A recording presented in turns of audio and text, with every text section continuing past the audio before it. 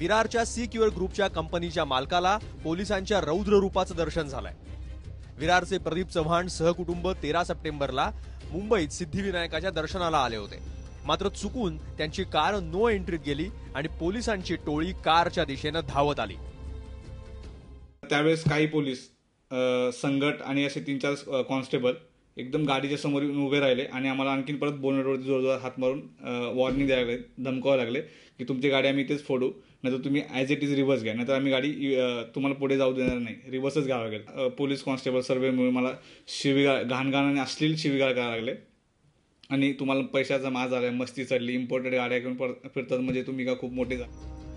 पोलिसांकडे माफी मागून चव्हाण यांनी वाद मिटवायचा प्रयत्न केला आणि पोर्तुगीज चर्चच्या शेजारी कार पार्कही केली, मात्र मंदिरात गेल्यावर तिथेही पोलिसांनी छळ केल्याचा आरोप चव्हाण यांनी केलाय। आम्ही लाईनीमध्ये थांबले असताना अर्ध्या तासानंतर जवळपास 10 ते 12 पोलिसांचा ताफा आला आणि त्या लोकांनी मला लाईनीच्या बाहेर जबरदस्तीने बोलवलं। PSI कदम यांनी माझं कोणतेही शब्द न ऐकून घेता त्यांच्या पोलिसांचं ऐकून मला आवाजच्या बाजू शिवीगाळ, घाणेरडी भाषा आणि गुन्हे दाखल करण्याची धमकी, ह्याच्यावरती खोटे केसेस फाईल करा की यांनी पोलिसांवरती हमला केला, आता सध्या वातावरण आहे पोलिसांवरती हमले होत आहेत म्हणून, त्या खोट्या केसेस करा, याला अरेस्ट करा, FIR फाईल करा, गुन्हे दाखल करा। तर मी घाबरून गेलो एकदम। दादरच्या सैतान पोलीस चौकीत जवळपास 5 तास त्यांना रोखून धरलं होतं आणि खिशातले 20,000 रुपये काढून घेतल्याचा आरोपही चव्हाण यांनी केलाय।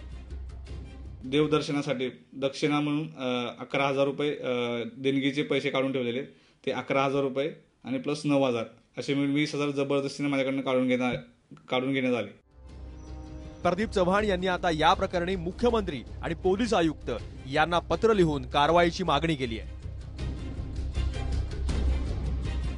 प्रदीप चव्हाणांबरोबर घडलेला प्रकार धक्कादायक आहे, त्यामुळे या संपूर्ण प्रकरणाची चौकशी करून संबंधितांवरती कारवाई करणं गरजेचं आहे, कारण सामान्य जनतेच्या मनात पोलिसांप्रती आदर आहे आणि हा आदर काही पोलिसांच्या खाबुगिरीमुळे जात असेल तर गृह खात्यासाठी ही चिंतेची बाब आहे। प्रभाकर कुडाळसह योगेश माने, ABP माझा, मुंबई।